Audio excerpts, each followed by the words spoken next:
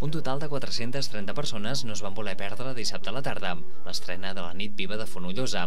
En el seu segon any consecutiu al Raval de Baix, l'espectacle va ampliar el seu recorregut. L'itinerari transcorre pels carrers interiors de les cases centenàries del municipi bagenc, combinant les tradicions de la pagesia catalana de fa més de 150 anys amb les del temps de Jesús, tot i que aquestes són una minoria. Una de les característiques de la Nit Viva és que es desmarca dels tradicionals pessebres vivents i les escenes no expliquen exclusivament la vida de Jesús. Sí que hi ha, per exemple, l'Anunciació o el Naixement.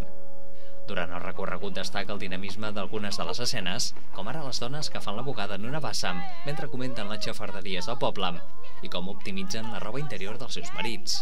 Per què guaiteu? Quan estan bruts d'aquí, llavors se'ls hi dona la volta al revés.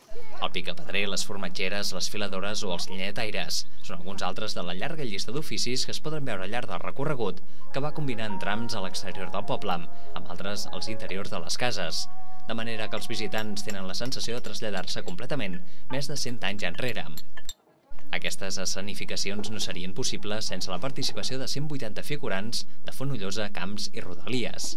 L'espectacle, que val 6 euros, és organitzat pel grup de teatre Falta Gent, que pertany a l'Associació Cultural Recreativa de Fonollosa i l'Associació de Veïns de Fonollosa, Camps i Rodalia.